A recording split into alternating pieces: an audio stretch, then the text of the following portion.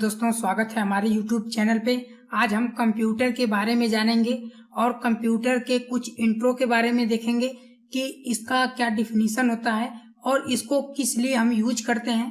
तो चलिए स्टार्ट करते हैं। सबसे फर्स्ट में हम आपको बताएंगे कंप्यूटर का परिचय यानी इंट्रोडक्शन टू कंप्यूटर। इसका हम आपको बताएंगे।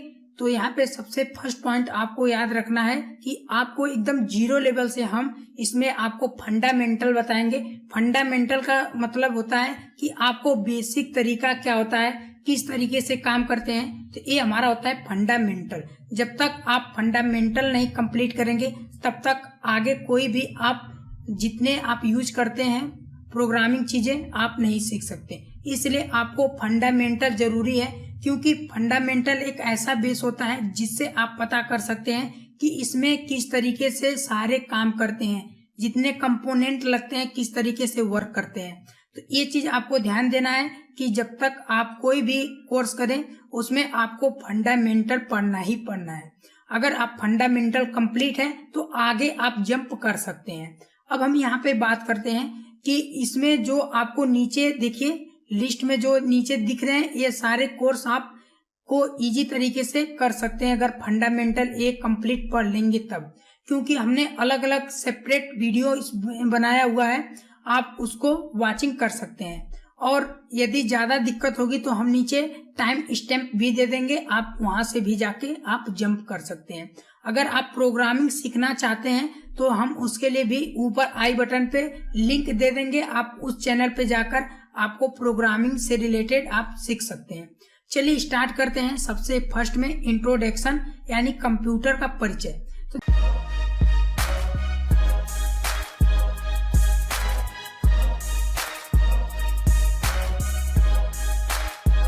कंप्यूटर होता क्या है और किस तरीके से काम करते हैं, तो सबसे पहले हम देखते हैं यहाँ पे कंप्यूटर का परिचय।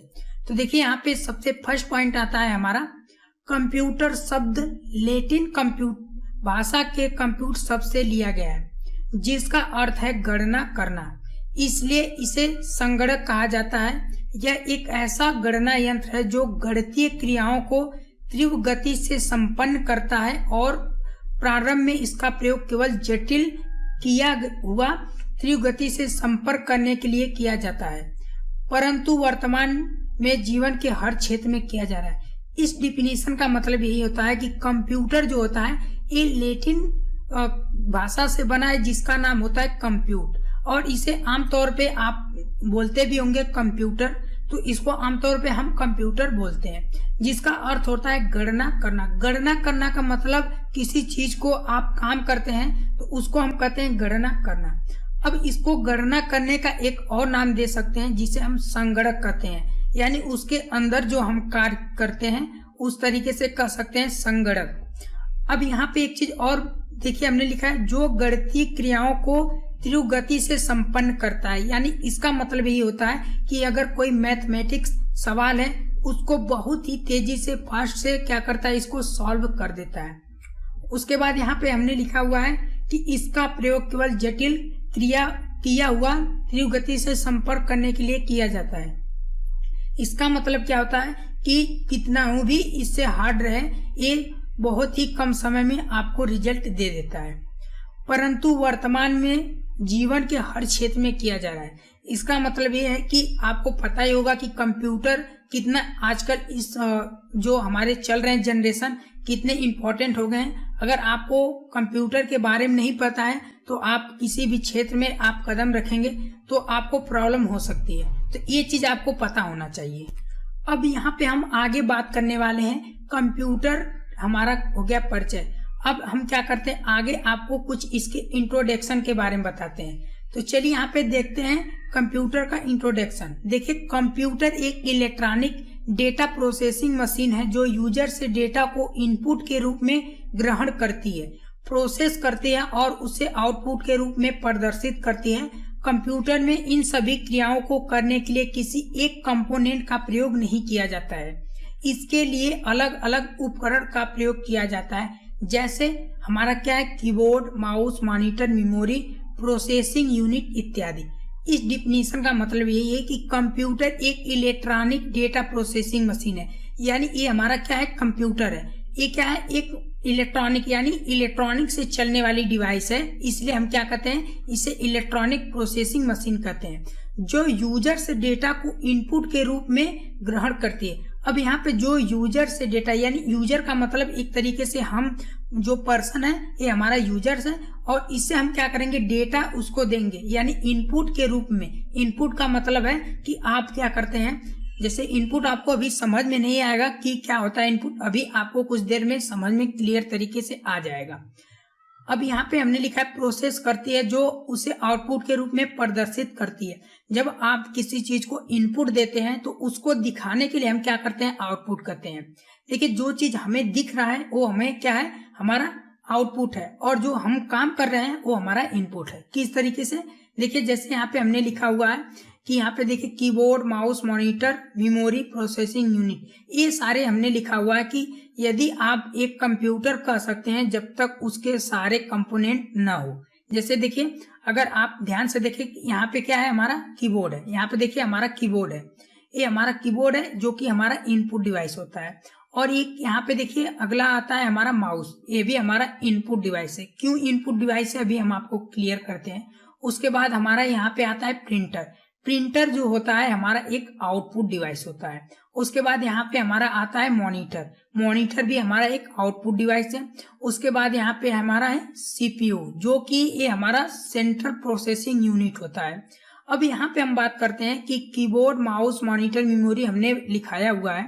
जैसे आप क्या करते हैं कि कोई भी कीबोर्ड से काम करते हैं, जैसे सपोज यहाँ पे आपको दूसरे एग्जाम्पल में हम बताते हैं। जैसे यहाँ पे देखिए सबसे पहले और कुछ परिचय देख लेते हैं।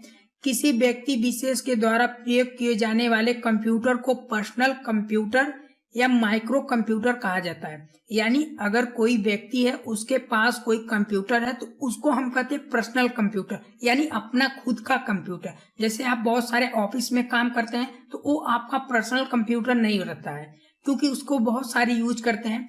पर्सनल कंप्यूटर वह कंप्यूटर होता है जो हम क्या कर सकते हैं, अपने यूज कर सकते हैं।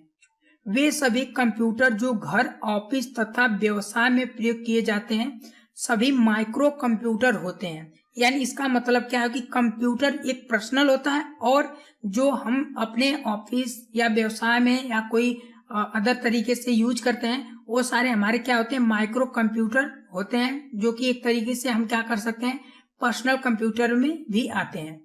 अब यहाँ पे हम बात करते हैं कि personal computer desktop, laptop, tablet आदि के रूप में होते हैं। जैसे यहाँ पे देखिए ये हमारा क्या है, एक सपोज यहाँ पे हमारा पर्सनल कंप्यूटर, देखिए हमारा एक पर्सनल कंप्यूटर, इसमें देखिए एक ही हमने यूज किया हुआ है, एक ही पर्सन यहाँ पे काम कर रहा है।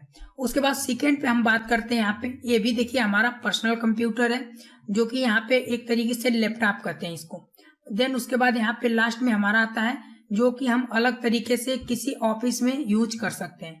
तो इस तरीके से हमारे होते हैं कंप्यूटर जो कि पर्सनल होते हैं, यानी हम पर्सनली यूज करते हैं। और यहाँ पे देखिए अगर इसको आप चाहें तो बैंक में भी यूज कर सकते हैं। जैसे बैंक में आप जाते हैं तो बैंक में भी यूज कर सकते हैं। चलिए आगे देखते हैं इसका जो अगला टॉपिक है।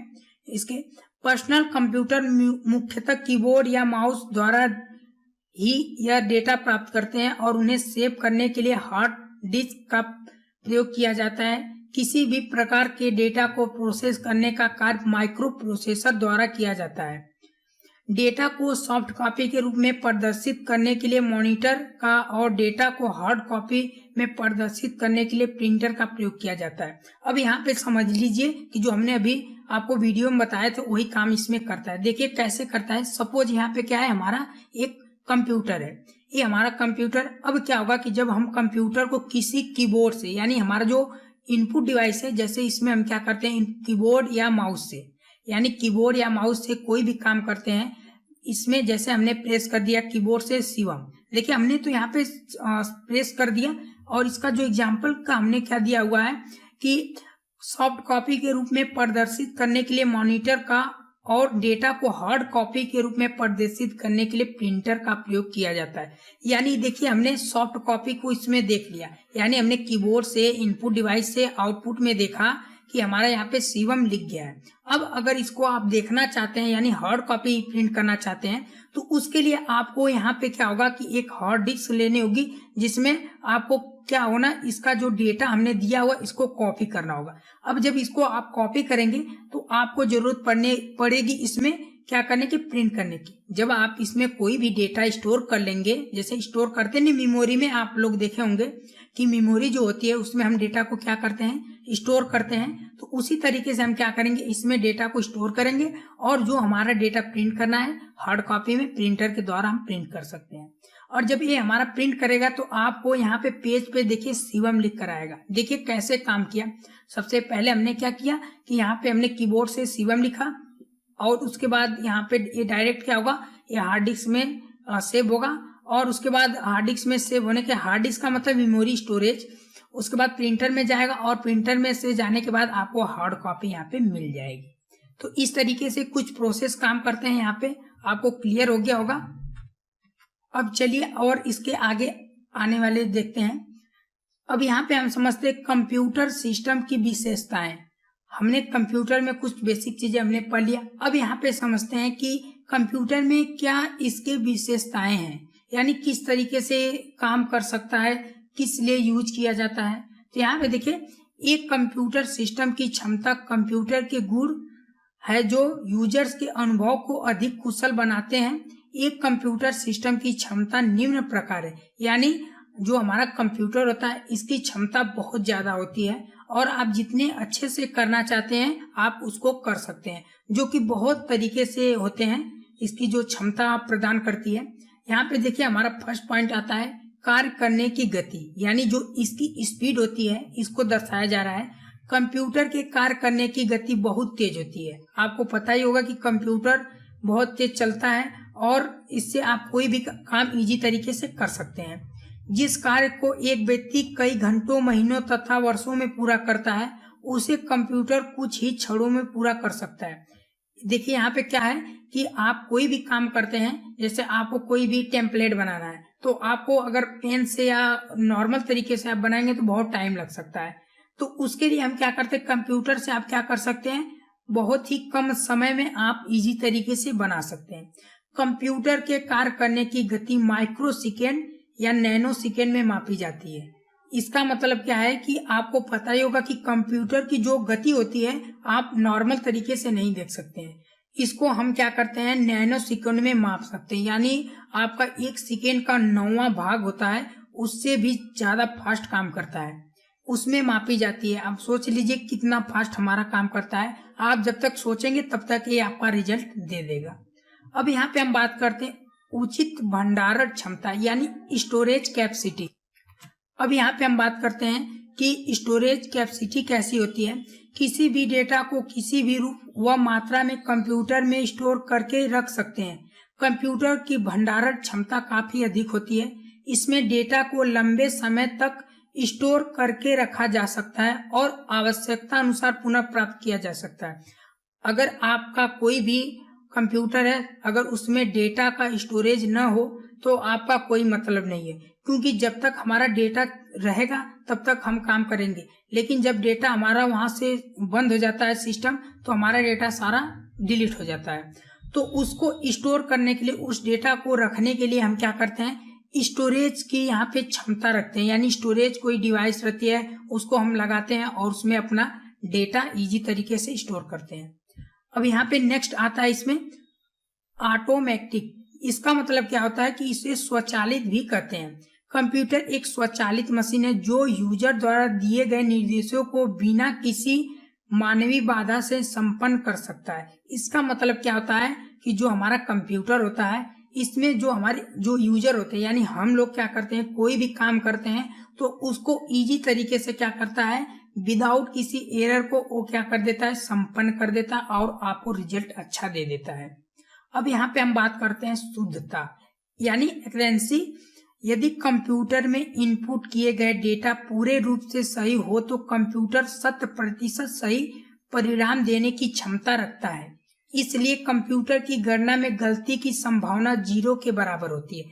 यानी जो हमारा कंप्यूटर होता है, जब तक आप क्या करेंगे, अपने से गलत नहीं करेंगे तब तक वो 1% गलत नहीं करता है, वो हमेशा 100% ही लेके चलता है। आप ये नहीं कर सकते कि हाँ 99% ही सही होगा, वो आपको 100 में 100% सही देगा, लेकिन आप अगर कोई गलत परिणाम उसको देते हैं तो वो गलत देगा। जैसे आप कीबोर्ड से क्या करते हैं, कोई अल्फाबेट करते हैं अल्फाबेट ABCD प्रेस करते हैं और आप गलती से कोई अदर भी प्रेस कर देते हैं, आपको लगता होगा कि नहीं हमने तो ये प्रेस किया था, ये कैसे आ गया। जब तक आप कोई गलती नहीं करेंगे तब तक वो दिखाएगा नहीं। ये चीज होता है कंप्यूटर। अब यहाँ पे और कुछ इससे रिलेटेड है। यहाँ पे देखिए फ्लेक्सिबिलिटी इसकी है। कंप्यूटर का प्रयोग विभिन्न कार्यों के लिए किया जाता है। इसका प्रयोग किसी भी प्रकार के दस्तावेज तैयार करने, प्रिंट करने, मनोरंजन आदि उद्देश्य के लिए किया जा सकता है। अब देखिए जो हमारा कंप्यूटर होता है, आपको पता होगा कि कंप्यूटर हर चीज के लिए आजकल ज्यादातर यूज हो रहे हैं। आप उससे क्या कर सकते हैं, कोई दस्तावेज यानी कोई डॉक्यूमेंट आप तैयार कर सकते हैं, कुछ मनोरंजन यानी इंटरटेनमेंट आप कर सकते हैं, या तो आप कोई चीज प्रिंट करना चाहते हैं तो प्रिंट भी कर सकते हैं। अब यहाँ पे हम बात करते हैं क्षमता यानी कैपेसिटी। कैपेसिटी क्या होती है कि उसकी क्या कैपेसिटी है, कितने अच्छे से वो काम करता है। कंप्यूटर किसी भी कार्य को ईमानदारी के साथ पूर्ण रूप से संपन्न करता है। इसमें कार्य करने की क्षमता, दोहराने की क्षमता होती है। इसका मतलब क्या होता है कि आप कोई भी काम करते हैं दिन भर तो आपको आलस लगती है, लेकिन कंप्यूटर ऐसा नहीं करता है। आप उसको दिन रात जितना चाहे उतना काम करिए, आपको 100 में 100% आपका रिस्पांस देता रहेगा और कोई दिक्कत उसको नहीं होगी कि हम क्यों इसको दोबारा चलाएं या न चलाएं, उसको कोई दिक्कत नहीं है। तो ये होता है हमारा कैपेसिटी। अब हम यहाँ पे बात करते हैं कंप्यूटर सिस्टम की सीमाएं। देखिए सीमाएं क्या होती हैं कि कंप्यूटर सिस्टम के कुछ ऐसे नियम रूल होते हैं जिसको आपको फॉलो करना है। कंप्यूटर सिस्टम की सीमाएं ही उसकी कमियां हैं, जिसमें मनुष्य उनसे आगे निकल जाता है। एक कंप्यूटर सिस्टम की सीमाएं निम्न प्रकार के हैं। इसका मतलब क्या होता है कि कंप्यूटर हमारा एक ही जगह रहता है, लेकिन जो मनुष्य का माइंड होता है वो उससे बहुत एडवांस सीखना चाहता है, इसलिए कंप्यूटर क्या होता है, उसकी कुछ कमियां होती हैं। यहाँ पे पहला आता है लैक ऑफ कॉमन सेंस यानी सामान्य ज्ञान का अभाव। ये क्या होता है, यह कंप्यूटर सिस्टम की प्रमुख सीमाओं में से एक है। इससे कई फर्क नहीं पड़ता कि वह कितना कुशल, तेज और विश्वसनीय है, इसके पास कोई भी सामान्य ज्ञान नहीं है, क्योंकि उन्हें तर्कपूर्ण निर्णय, लॉजिक डिसीजन लेने के लिए किसी फुल प्रूफ एल्गोरिथम को डिजाइन नहीं किया गया है। एक कंप्यूटर उससे संग्रहित प्रोग्राम के आधार पर ही कार्य करते हैं और उन्हें समान ज्ञान का अभाव होता है। इसका मतलब ये होता है कि जो हमारा कंप्यूटर होता है इसकी कोई सीमाएं नहीं होती हैं। आप इससे जो चाहे वो करा सकते हैं, इससे फर्क नहीं पड़ता है कि हम ये नहीं करेंगे चाहे वो नहीं कर सकते। ये आपको जो आप इसको देंगे लॉजिक, ये आपको लॉजिक में आपको रिजल्ट में देगा। आप इससे जो डिजाइन बनवाना चाहते हैं आप बना सकते हैं। तो ये चीज रहती है हमारी इसमें कुछ कॉमन सेंस। अब यहाँ पे सेकेंड स्टेप में आता है शून्य बुद्धि यानी 0 IQ। क्या होता है कि आपका जो माइंड होता है उसी तरीके से कंप्यूटर भी माइंड होते हैं। कंप्यूटर सिस्टम की एक और सीमा है, यह भी उनके पास बुद्धि यानी इंटेलिजेंस नहीं है। वे किसी विशेष स्थिति में प्रदर्शन करने के लिए क्रियाओं को देखने और सोचने में असमर्थ हैं। जब तक कि उसे स्थिति को पहले ही प्रोग्राम नहीं किया जाता है, कंप्यूटर द्वारा प्रत्येक कार्य को पूरा करने के लिए प्रोग्राम नहीं किया जाता है। इसका मतलब ये जान लीजिए कि जब तक आप उसको पहले से कोई प्रोग्राम कर नहीं देंगे तब तक वो नहीं समझ पाएगा कि हम करना क्या चाहते हैं। हम समझ नहीं पाएंगे कि वो हमें रिजल्ट में क्या देगा। जैसे आप कंप्यूटर अगर देखे होंगे तो सबसे पहले विंडो ओपन होता है तो बहुत सारे फाइलें रहती हैं, किस तरीके से हमारा थीम आता है और उसमें अलग अलग तरीके से कार्य होते हैं। तो ये सब उसको हम क्या करते हैं, डेवलप करते हैं, दिखाते हैं, तभी वो आपको दिखाएगा। नहीं तो उसमें क्या होगा कि असमर्थ रहेगा, यानी कोई काम नहीं करेगा, वो आपको रॉन्ग देगा। यहाँ पे अगला पॉइंट आता है निर्णय लेने की कमी। इसका मतलब क्या है, निर्णय लेने एक जटिल प्रक्रिया है जिसमें सूचना, बुद्धि, ज्ञान और न्याय करने की क्षमता शामिल है। कंप्यूटर सिस्टम में स्वयं निर्णय लेने की क्षमता नहीं होती है, क्योंकि वह निर्णय लेने की सभी अनिवार्यताओं के अधिकारी नहीं होते हैं। इसका मतलब क्या होता है कि कंप्यूटर क्या होता है कि उसको जितना आप कार्य कराएंगे वो उतना काम करेगा। वो कोई निर्णय नहीं ले सकता है कि हम यही करेंगे चाहे ऐसे करेंगे, वो सब नहीं कर सकता है। और इसमें कोई क्षमता नहीं होती है कार्य करने की। कार्य तो हम करते हैं और उसको बस दिखाना रहता है। तो ये सारे कंप्यूटर के अधिकार नहीं होते हैं। चलिए यहाँ पे अगला देखते हैं। अगला हमारा आता है कंप्यूटर के प्रकार, जो कि सबसे इम्पोर्टेंट होता है। देखिए, एक कंप्यूटर सिस्टम कई प्रकार का हो सकता है, जैसे digital computer, analogue computer, hybrid computer, micro computer, mini computer, super computer आदि। कार्य प्रणाली के आधार पर कंप्यूटर का वर्गीकरण निम्न प्रकार है।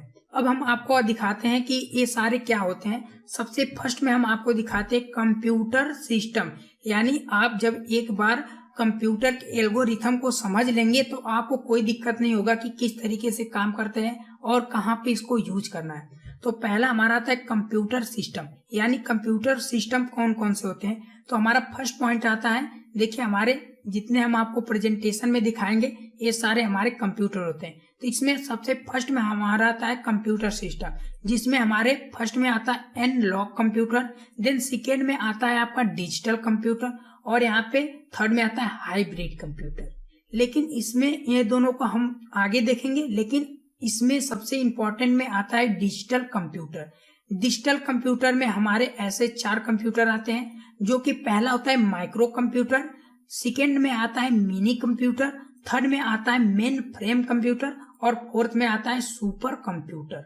अब इसको हम थोड़ा से एक एक करके समझेंगे और उसके बाद आपको समझ में आएगा। ये आपको प्रेजेंटेशन जो हम दिखा रहे हैं इसको इजी तरीके से आपको याद करना है। देखिए, ये जो प्रेजेंटेशन है आपको याद करना है, भूलना नहीं है। जब तक आप इसको याद करेंगे तब तक आपको समझ में अच्छे तरीके से आ जाएगा। चलिए इसको थोड़ा से एक एक कर समझते हैं। सबसे फर्स्ट में हम जो हमारा पहला होगा डिजिटल कंप्यूटर। देखिए, डिजिटल कंप्यूटर क्या होता है। डिजिटल कंप्यूटर सभी डेटा को डिजिटली में प्रदर्शित करते हैं और सभी कार्य को डिजिटल के आधार पर ही करते हैं, अर्थात कंप्यूटर केवल संख्याओं पर ही कार्य करते हैं। एक कंप्यूटर सभी कार्य केवल 0 और 1 के ही बेस पर काम करते हैं। बड़े नामों से संबंधित कार्य संख्याओं को जोड़कर करते हैं। यह कंप्यूटर आवश्यक डेटा को इनपुट के रूप में लेते हैं तथा उसके बाद उनसे सभी गणितीय क्रियाओं करके उनका परिणाम स्क्रीन पर प्रदर्शित करते हैं। कंप्यूटर आकार के आधार पर 4 प्रकार के होते हैं, जिनका वर्णन निम्न प्रकार है। देखिए, डिजिटल कंप्यूटर में हमारे ऐसे 4 प्रकार आते हैं, जो कि अभी हम आपको दिखाए थे कि अलग अलग तरीके से।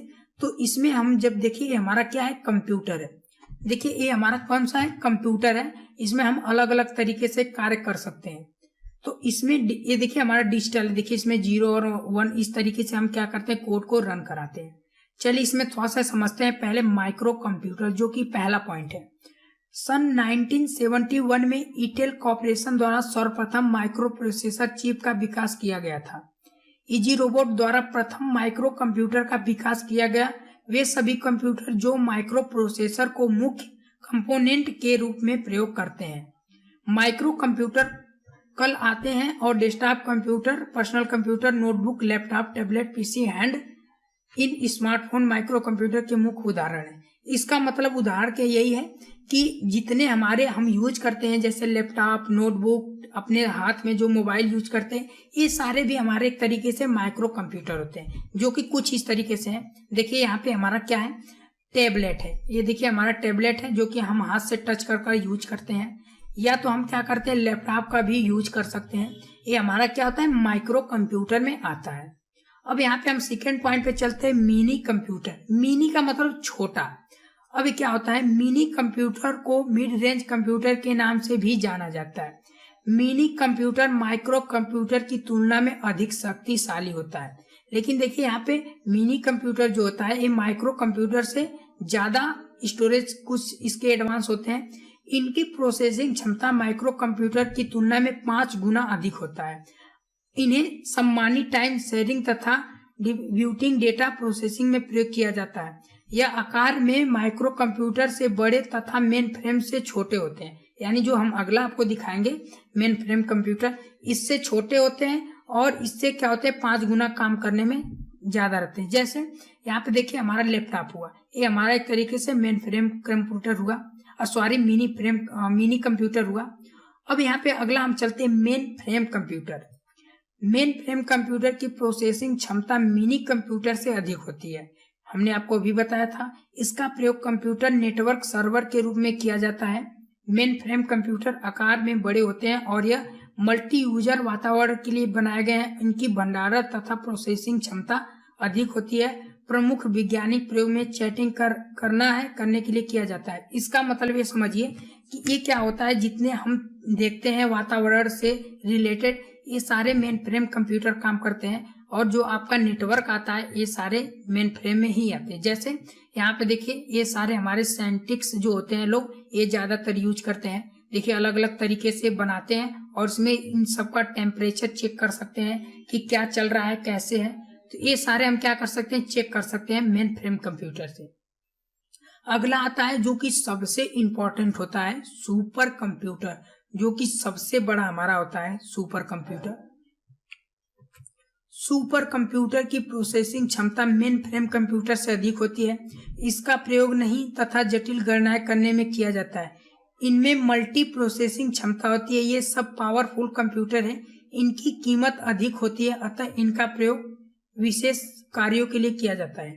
भारत निर्मित पी रहे हैं और IBM का ब्लू ग्रीन सुपर कंप्यूटर उदाहरण है। ये जैसे कुछ हमारे यहाँ से निर्मित हुए हैं जो कि सुपर कंप्यूटर होते हैं। जो पहला एग्जांपल हमारा यहाँ पे है, जो कि यहाँ पे देखिए, ये हमारा एक सुपर कंप्यूटर में आता है। और यहाँ पे एक आता है आपका जो इस तरीके से IBM होता है, ये भी हमारा क्या है, सुपर कंप्यूटर आता है। इसको हम क्या करते हैं, ज्यादातर यूज करते हैं। अब यहाँ पे हम क्या करते हैं, आगे हम बात करने वाले हैं। आपको जो हम एनालॉग और हाइब्रिड बताए थे उसको भी हम देख लेते हैं। तो यहाँ पे सबसे फर्स्ट में हम देखते हैं एनालॉग कंप्यूटर। एनालॉग कंप्यूटर एक विशेष प्रकार के कंप्यूटर होते हैं। इनका प्रयोग ताप, दाब, गति, ध्वनि या विद्युत प्रवाह जैसे विशेष संकेतों पर कार्य करने के लिए किया जाता है। यह तापमान, दबाव बताने व प्रवाह को विशेष संकेत के आधार पर कार्य करते हैं।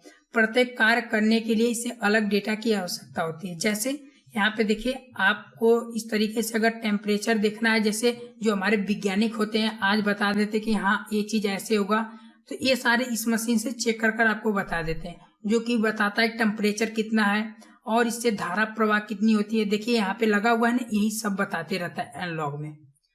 और यहाँ पे अगला आता है हमारा जो कि हाइब्रिड कंप्यूटर।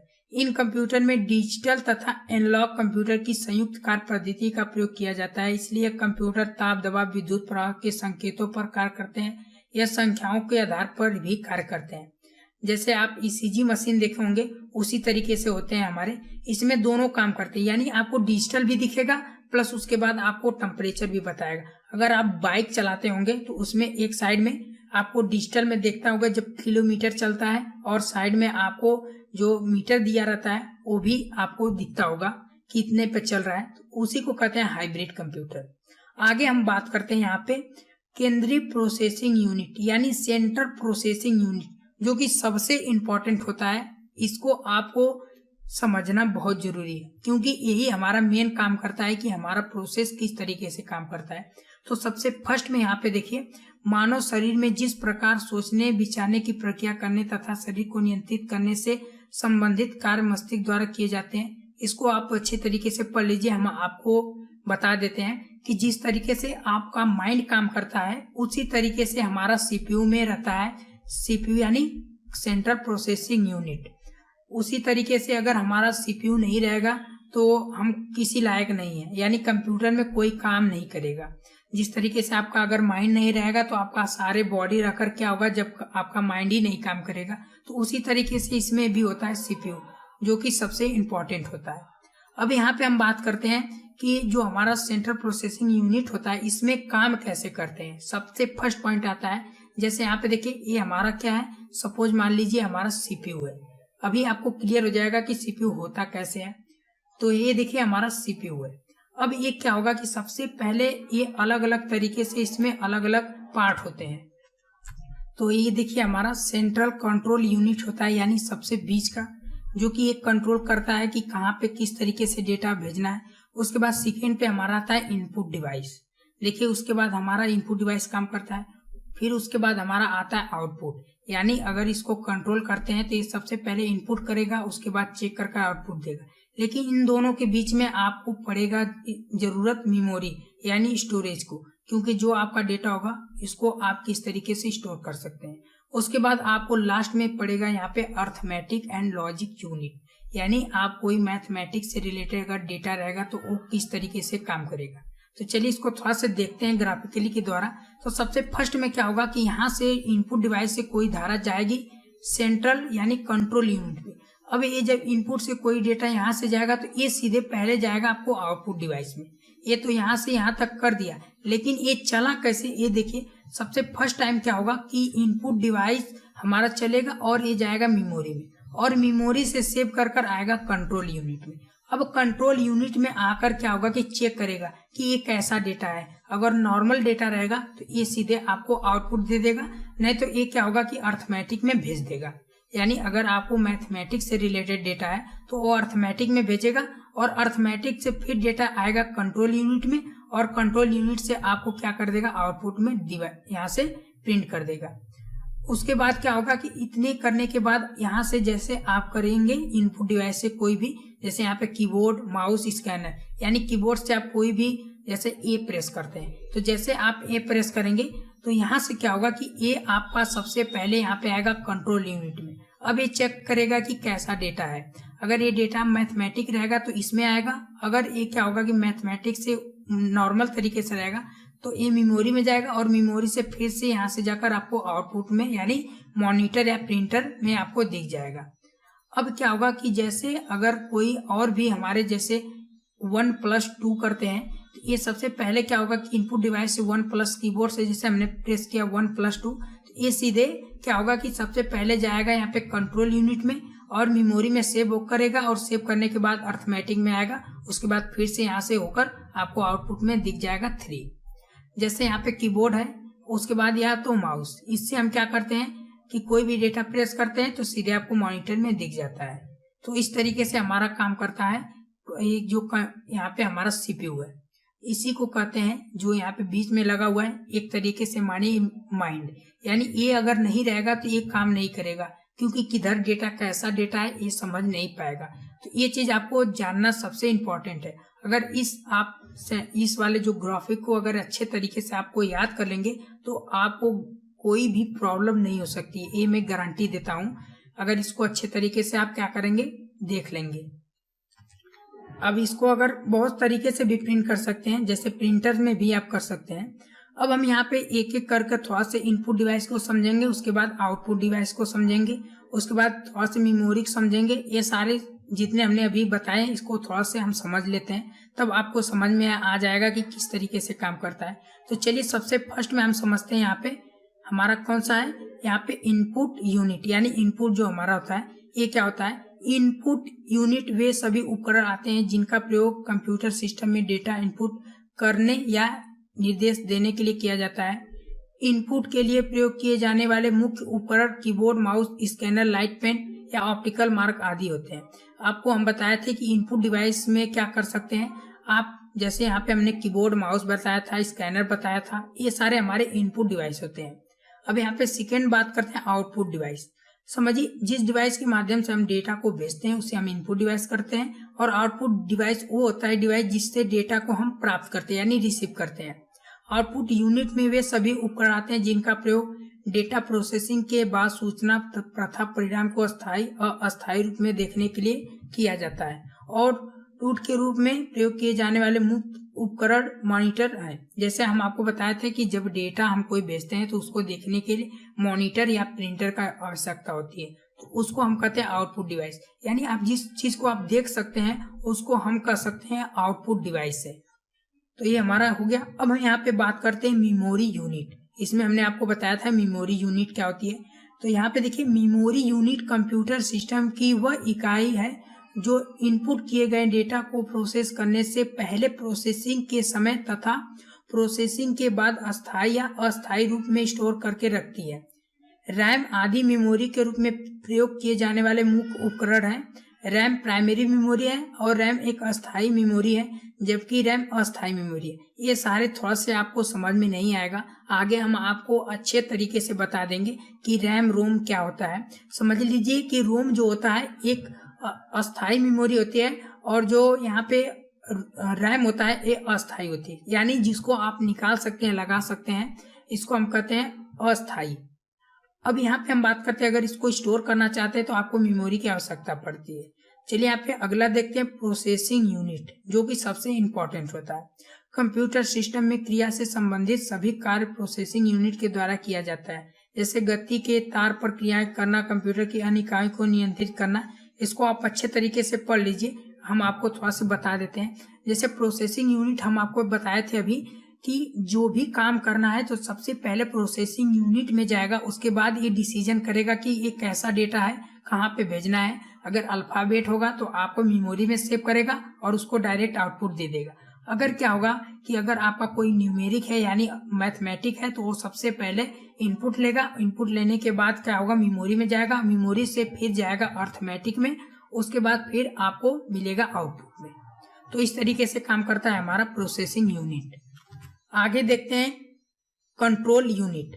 देखिए कंट्रोल यूनिट क्या होता है, डेटा प्रोसेसिंग से संबंधित सभी कार्य इस इकाई द्वारा पूर्ण किए जाते हैं। जो कंट्रोल यूनिट कंप्यूटर सिस्टम को बताता है कि प्रोग्राम के निर्देशों को कैसे प्रभावित किया जाए। यह मेमोरी एवं अर्थमेटिक लॉजिक यूनिट के लिए भी इलेक्ट्रॉनिक सिग्नल की गतिविधि को निर्देश करता है।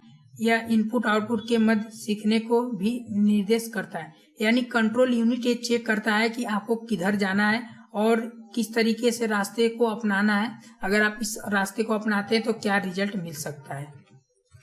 अगला है हमारा अर्थमेटिक एंड लॉजिक यूनिट, यानी मैथ से रिलेटेड जितने काम है वो किस तरीके से करता है।